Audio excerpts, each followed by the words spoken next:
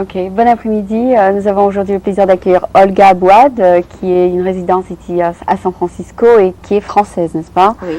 Vous êtes restée française? Je suis restée française jusqu'à présent, après 15 ans. Et donc, elle va nous parler. On a décidé de faire une biographie, étant donné que c'est une dame qui a vécu dans plusieurs continents, l'Afrique, l'Europe et l'Amérique, comme moi d'ailleurs. Et Oui. nous avons donc beaucoup en commun et j'espère que ce sera intéressant pour nos téléspectateurs. Donc, c'est un plaisir de vous avoir avec nous. Vous avez l'air ravissante aujourd'hui. Merci, c'est un plaisir d'être ici. Merci. Je voulais donc, étant donné qu'on va faire une biographie, peut-être commencer. Est-ce que depuis que vous êtes jeune, vous avez été exposé donc au français et à la culture française? Oui, mes parents sont français, mais nous avons vécu au Maroc pendant une dizaine d'années. Où vous êtes né? Où je suis née, exactement. Donc, à l'époque, c'était aussi un protectorat français, donc culture française sans problème. Donc, vous avez que des très vagues souvenirs, n'est-ce pas, du Maroc? Parce qu'à 10 ans...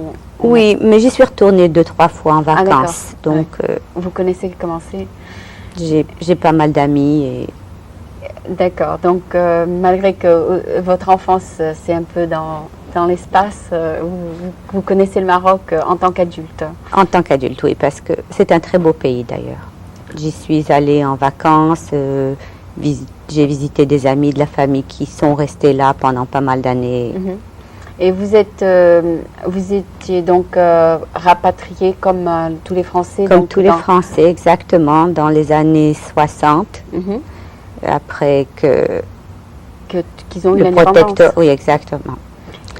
Et vous êtes parti donc à Paris, c'est ça? Absolument, comme tous les Français, Paris était l'attraction. D'accord. Et donc, vous avez fini l'école à Paris? J'ai fini mes études primaires et secondaires à Paris.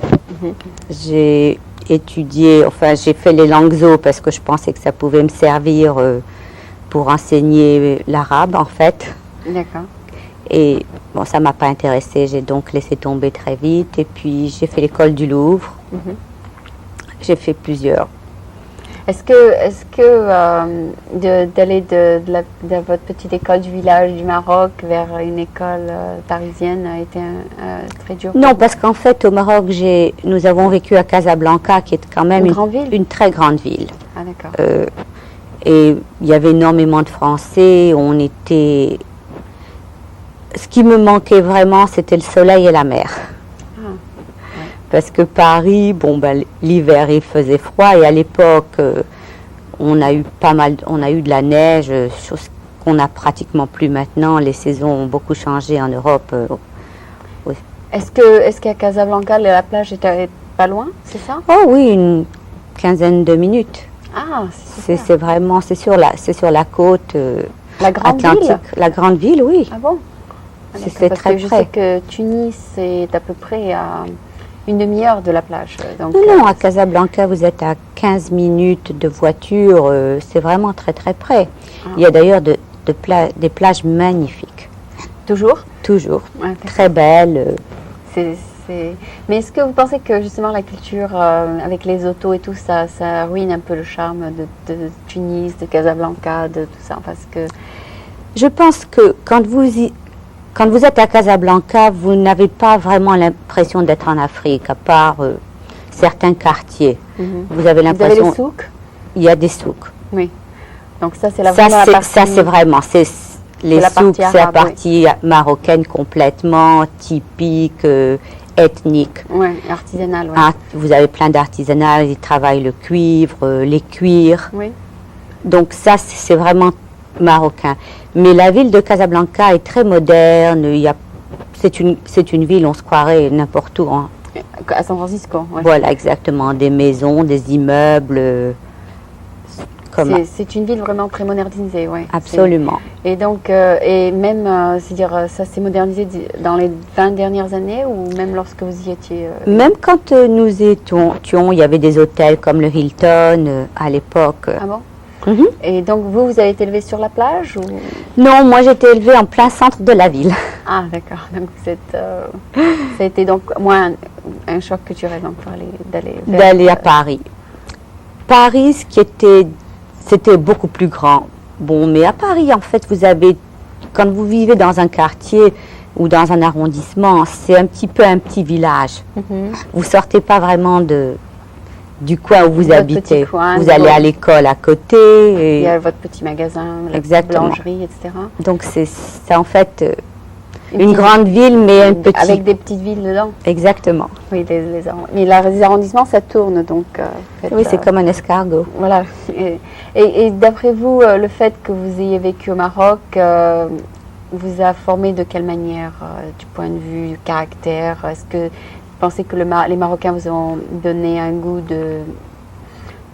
que les Français ne peuvent pas vous donner? Enfin, qu'est-ce que les Marocains vous ont apporté que les Français n'ont pas pu vous donner? Les Marocains sont très accueillants et sont très gentils. Du moins, à l'époque, ils étaient. Très, très sympathiques, très accueillants. Est-ce qu'on ne peut pas dire ça des Français? Je suis française, donc après un certain temps, on se fait à la mentalité française. Non, mais vous êtes française. C'était difficile venant. Bon, j'étais quand même une petite fille venant du Maroc. Les Parisiennes me regardaient comme si j'étais une bête curieuse. Oui. Ça a été un petit peu difficile au début, mais après quelques mois, quand vous êtes jeune, vous faites à tout et... D'accord, vous êtes devenue, donc en tant que Marocaine, vous êtes devenue française, vous étiez Non, française. j'étais française d'origine. Voilà. Mon père était français. C'est juste par accident qu'il s'est installé. Non, mais le nom de famille n'est pas... Mon nom de famille, originellement, vient je pense, d'Égypte. Voilà, c'est ce que je pensais. Enfin, je pensais qu'il n'était pas un nom français. Non, il vient d'Égypte, mais... Avec la nationalité française. Avec la nationalité française, parce que mes parents, enfin mon père avait... Et votre père, donc, était un natif du Maroc? Non, mon père était un natif de France. Et qui a émigré au Maroc? En réalité, il partait sur l'Afrique. Il émigrait en Afrique et il s'est arrêté au Maroc pour visiter un de ses oncles. Et il a aimé le Maroc et il y est resté. Et c'est comme ça, exactement. Et c'est comme ça que vous êtes par accident, je suis née là-bas. D'accord. Est-ce que... Bon, d'accord, c'est vrai que tous ceux qui reviennent de l'Afrique du Nord, ou bien qui partent de l'Afrique du Nord, pensent que c'est très dur pour eux de s'adapter à la France, parce que c'est trop froid, trop rude. Les Français sont pas je sais pas, aussi humains peut-être que les Marocains. Ils sont pas aussi ouverts. Mais... Je ne sais pas, quand on commence à se faire des amis, à avoir son groupe d'amis, après ça, c'est très facile. Puis j'étais jeune, donc ça n'a pas été une issue. Oui, c'était facile de m'adapter. Pour mes parents, c'était beaucoup plus difficile. D'ailleurs, à Paris, vous faites votre ménage vous-même, vous travaillez, tandis qu'au Maroc, on avait beaucoup d'aide. Et ça c'est difficile. Ça, pour les parents, c'est difficile. D'accord. Et donc, mais vous, étant donné que vous étiez petite, bon, et alors donc vous avez passé 20 ans à Paris, c'est ça? J'ai vécu 20 ans à Paris. Nous parler un petit peu de ça, je sais pas, vous avez fait des... À Paris, qu'est-ce que j'ai fait? J'ai fini mes études à Paris, puis j'ai travaillé, comme tout le monde. D'accord. J'ai travaillé dans l'immobilier pendant un certain temps. Ça devait être excitant, enfin, si vous avez rencontré un tas de monde. Ah oui, c'était très sympathique, c'est très agréable. J'ai fait aussi pas mal d'architecture un petit peu, parce que ça m'intéressait. Tu veux dire dessinatrice? Ah bon. Vous avez pu appliquer? Des plans. Oui. Je faisais ça. Et puis... qu'est-ce qui vous a amené ici? Bien, oui, je sais, mais il y a quelque chose. Il doit y avoir un petit... Non, une envie de changer. J'avais des problèmes de boulot. À l'époque, la situation économique était très mauvaise en France. Je me suis retrouvée au chômage. Dans ma branche. Oui. Je me suis retrouvée au chômage. Mon frère habitait les États-Unis et puis... Et voilà. Voilà. Je suis venue et ça fait un peu plus de 15 ans maintenant et j'y suis restée. Ah bon, d'accord. Donc c'est vraiment plus le fait que vous suivez la famille, plus ou moins, dans votre vie. Et puis un besoin de changement, Puis il faut dire que San Francisco, c'est une ville agréable à vivre.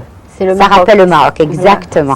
Voilà. Absolument. Moi, je me sens tout à fait à Tunis ici, c'est peut-être pour ça que je suis restée. Mais quand j'étais à Washington, je me sentais tout à fait dépaysée parce que c'était pas du tout une ville où je me sentais at home. C'est-à-dire, c'était des jardins et les bruits que j'entendais, c'était le lawnmower, ce qui n'était pas familier, qui n'était pas dans ma culture. Ah ouais. Et donc, quand je suis venue à San Francisco, je me suis sentie un peu plus chez moi, avec des maisons. Au point de vue climat, c'est à peu près similaire, un peu plus chaud au Maroc. Oui. Par exemple, Tanger ressemble énormément à San Francisco avec les collines, ça monte et ça descend. C'est donc. Est-ce que vous avez fait les autres pays, c'est comme la Tunisie et l'Algérie? Je suis allée en Algérie. D'accord. En vacances. Et est-ce qu'il y a une grosse... mais est-ce que c'est la même chose ou est-ce qu'on peut dire que ce sont deux pays différents? Je pense qu'il y a quand même des différences. Personnellement, je pense que de tous les pays d'Afrique du Nord, le Maroc est le plus convivial. Les gens sont beaucoup plus amicaux. Ah bon? Mm-hmm. Je crois aussi que c'est un... Est-ce que c'est parce qu'ils ne sont pas très éduqués ou est-ce que c'est autre chose? Non, je pense que c'est dans leur nature d'être ouverts. D'accord, ce sont des gens qui sont prêts à accueillir les gens. Absolument. Et même maintenant, enfin dans les villes peut-être moins, mais dans les campagnes, ils sont adorables. Vraiment très très charmants. Ah bon. Ça devrait encourager peut-être le tourisme là-bas. Absolument. Ok, et donc l'Algérie, c'est peut-être un peu plus comme la France. C'est un peu plus. En fait, ils ont subi l'influence française plus que tous. Beaucoup plus longtemps qu'au Maroc et qu'en Tunisie peut-être. Oui. Et qu'en Tunisie. Et je pense qu'ils n'aiment pas du tout les Français. Maintenant? Je ne sais pas maintenant. Il y a des années que. Ils sont tous partis aussi, n'est-ce pas? Et donc. Non, mais je sais pas, c'est des personnalités différentes, c'est ça. Enfin, c'est différent. Je ne sais pas. Vous avez passé quoi, 2 semaines? 2 semaines, et puis bon, j'étais pas tellement en contact avec les gens locaux. C'est difficile à dire. J'étais avec Non, j'étais chez des amis français, donc. Vous n'avez pas eu l'occasion peut-être de connaître, de parler aux autochtones. Est-ce que quand vous écoutez quelqu'un qui parle marocain, vous comprenez tout? En arabe? Non. Vous avez oublié? Beaucoup. Je peux attraper un petit mot ici et là, mais autrement. C'est parti. Moi, pourtant, j'ai fait des études d'arabe parce que je voulais enseigner l'arabe à Paris, et puis j'ai commencé, je suis allée aux langues orientales et c'est fini. D'accord, parce que moi, j'entends 2 personnes parler, je comprends tout. Je comprends tout, mais j'arrive pas à le parler. Je comprends beaucoup, mais pas tout. Moi, par contre, si j'entends 2 Tunisiens parler, je comprends tout. Mais pour faire sortir les mots, c'est caché quelque part dans ma mémoire. Parce que moi, j'ai passé 18 ans, donc c'est un peu plus longtemps que 10 ans. Donc je connais très très bien la langue, qui est peut-être différente du marocain. Un petit peu. Mais c'est similaire quand même, c'est de l'arabe. Ah ouais? Oui, enfin, on peut dire qu'un Marocain peut comprendre un Tunisien? Je pense, oui. Oui. C'est peut-être... enfin, on dit que les langues qui sont parlées comme au Maroc et en Tunisie sont pas... On ne peut pas dire que c'est de l'arabe, c'est des dialectes. En fait, si vous le comparez, l'égyptien, je connaissais des Égyptiens qui parlent... Je comprends aussi ce qu'ils disent, je ne comprends pas tout, mais il y a des mots qui sont similaires. Je pense que l'arabe est dérivé, enfin le tunisien, l'algérien, le marocain, c'est des dérivations de l'arabe pur. De l'arabe égyptien. D'accord. Et donc, il y a des mots similaires, il y a des expressions. Elles sont prononcées différemment, c'est ça? Exactement, il y a une question de prononciation. C'est comme si on écoute quelqu'un de Marseille et quelqu'un de Paris et quelqu'un du Nord. Et c'est la même langue, ou bien quelqu'un du Canada peut-être. Le canadien, c'est du vieux français. D'accord, mais c'est quand même compréhensible. Oui, on comprend. Oui, d'accord. Ok, donc vous êtes ici, est-ce que vous avez pu faire une contribution vous avez pu faire une contribution pour représenter les Français ici? Qu'est-ce que vous faites de beau ici? Je dessine des cuisines. Ah d'accord. Je dessine des cuisines et des salles de bain. Ah, donc ça, Je suis une décoratrice. Donc ça, c'est un dérivé de l'architecture. De l'architecture, exactement. C'est assez amusant. C'est un métier qui me plaît énormément. Oui. C'est artistique. En plus, comme j'aime beaucoup cuisiner comme tous les Français, ça... C'est les deux mélangés. Mhm. Et donc, votre travail, c'est de dire mettez ça ici et mettez ça ici. Je fais des plans pour les cuisines. Je leur suggère la meilleure façon de travailler dans leur espace. Oui. Parce qu'en fait... les cuisines, c'est petit, c'est ça? Non, ici, il y a des très grandes cuisines. Okay. On peut travailler avec des toutes petites cuisines. J'ai eu l'occasion de faire une cuisine qui faisait plus de 700 pieds carrés, ce qui est énorme pour une cuisine seulement. C'est une grande pièce. Et c'est vraiment pas facile de travailler avec des surfaces aussi grandes. Parce qu'en fait... qui aurait besoin d'une si grande cuisine? Des familles de 9 enfants? Pas du tout. C'est des gens qui... Un couple. Ah d'accord. Qui ont les moyens, c'est ça? Exactement. D'accord. En réalité, on n'a pas besoin d'une cuisine aussi grande, mais... Oui, si on veut. On peut. Oui. Et donc, ton travail, c'est d'imaginer où mettre la machine à laver, plutôt la machine à faire la vaisselle, où mettre... C'est de faire un plan qui va être absolument le meilleur plan pour la personne. La façon dont la personne travaille, dont elle utilise. D'accord. Et quand vous combinez peut-être la cuisine qui peut être aussi autre chose. Il y a des gens, qui, par exemple des couples, ils ont une grande famille, donc il faut planifier cette cuisine pour une grande famille.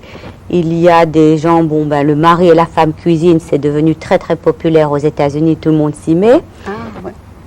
Beaucoup plus qu'on ne croit. Et alors, qu'est-ce que vous faites dans ce cas-là? Donc, j'essaye de prévoir 2 plans de travail pour qu'ils ne soient pas dans les pieds l'un de l'autre. Ah. C'est-à-dire, par exemple, 2 microwaves, c'est ça? Non, microwave, en général, personnellement, je suis française. Le microwave, j'en mets qu'un, mais je mettrai 2 éviers parce que c'est important d'avoir 2 endroits où on peut nettoyer, faire la vaisselle. Ah bon? Et vous pensez qu'un couple cuisinerait le même jour, au même moment, dans 2 endroits différents? Ben oui, parce qu'en fin de compte, si l'un lave la vaisselle ou fait quelque chose, l'autre peut peler les légumes dans le petit évier. Ah, c'est intéressant ça, oui. Donc, puis aussi c'est important de ne pas être dans le chemin l'un de l'autre. Si vous êtes 2 à cuisiner, faut avoir son espace. Donc ce sont des gens qui ont les moyens d'avoir de l'espace. Dans une cuisine moyenne, n'a pas besoin d'être une énorme cuisine, une petite cuisine, enfin moyenne. Vous pouvez peut-être avec 2 tables, c'est ça?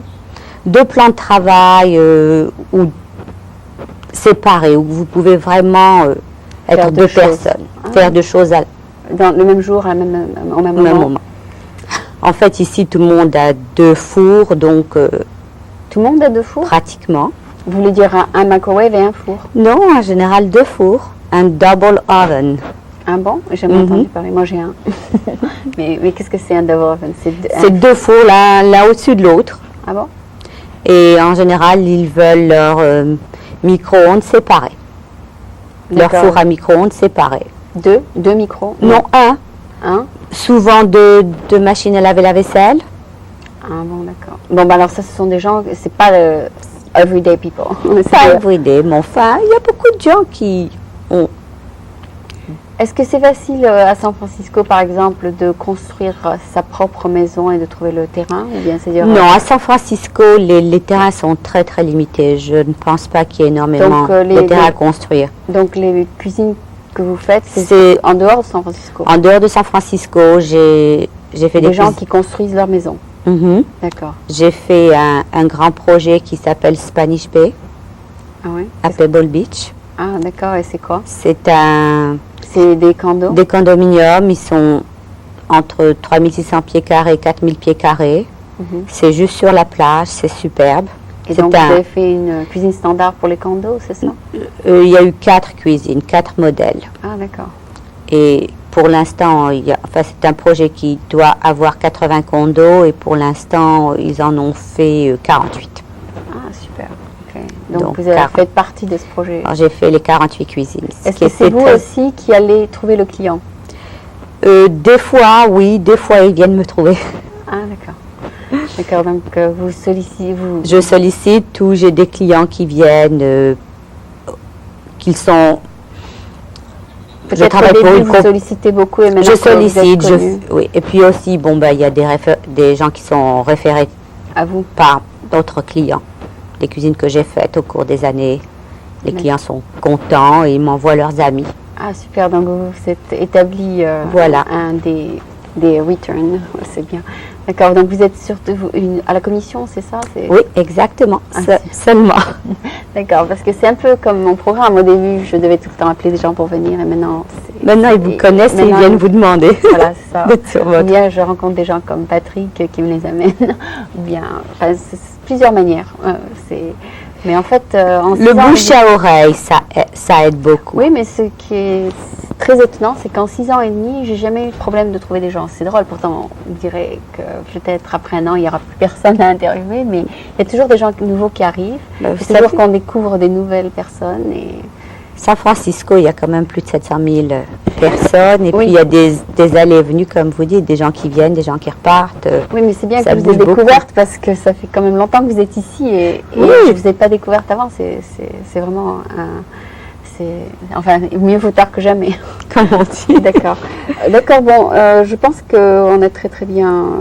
Je voudrais peut-être que vous parliez pendant les dernières minutes un petit peu de vous. Est-ce que vous pouvez... vous décrire en tant que personne? Vous êtes est-ce que votre travail est le centre de votre vie ou est-ce que vous avez... Non, je suis très sociale, j'ai beaucoup d'amis américains, oui, en particulier, oui. Et j'aime bien sortir, aller à l'opéra, au théâtre, au cinéma. Théâtre, New York serait mieux, mais enfin... Est-ce que vous pouvez nous recommander quelque chose récemment? Non, récemment, je n'ai pas fait grand-chose cette année. J'ai eu un accident de voiture et ça m'a immobilisée pendant un certain temps. Donc, ah d'accord. Enfin, je peux vous conseiller, il y a Les Femmes Savantes en anglais, là, de Learned Ladies, qui sont... Ça me rappellera mon enfance. Voilà, et c'est donc au Stage Theatre, si ça t'intéresse d'aller le voir ça. C'est avec une très très bonne actrice, Jean Stapleton, c'est celle qui... Oui. Elle est très très connue. Et puis il y a au Magic Theatre, il y a Why We Have a Body, et puis il y a un autre qui s'appelle The Importance of Being Earnest. Donc, si tu veux, je pourrais te recommander des pièces de théâtre à aller voir. C'est-à-dire, si tu aimes la comédie ou... J'aime beaucoup. Ok. Il y a eu d'ailleurs une production française la semaine dernière qui s'appelait Free Fall par Véronique Guillot, qui était à la Fifth Mission. Je ne sais pas si tu en as parlé, mais je l'avais laissé à votre voisin que j'avais rendu visite à Patrick. Oui, à Georges, oui. Okay. Je ne sais pas, il ne vous l'a pas dit? Non, il y est allé? Je ne sais pas, je lui ai donné le flyer. Mais enfin oui, enfin le théâtre à San Francisco est limité, mais il y en a quand même pas mal. Il y a le Acte, il y a le Rhinocéros. Non, il y a des petits théâtres qui me rappellent un petit peu les théâtres d'avant-garde à Paris. Ce qu'il y a de mal, c'est qu'aucun n'est en français. C'est ça le problème. C'est très rare. On trouve en français, mais c'est vraiment très, très, très... En parlant de français, je suis allée voir une chanteuse française, enfin elle est grecque, mais elle vit en France. Nana Mouskouri. Ah bon? Elle était là il y a peut-être 3 semaines, un mois. Ah bon? Pour chanter ou pour... Pour chanter, oui. Et vous êtes allée la voir chanter? Ah ben, vous allez m'appeler. La prochaine fois, j'y penserai. Ok, bon, je pense qu'on a fait une petite biographie. Je ne sais pas si on a tout couvert sur votre vie. Enfin, ça a l'air d'être quand même une vie où vous avez quand même vécu dans 3 continents. C'est assez intéressant. J'adore voyager, donc... ça va continuer. Ça va continuer. Je vais peut-être déménager ailleurs, j'en sais rien. Ok, donc c'était Olga qui est ici, une résidente San Francisco, et qui nous a fait une petite biographie de sa vie en tant que Française. Merci beaucoup d'être passée. Merci Aline de m'avoir invitée.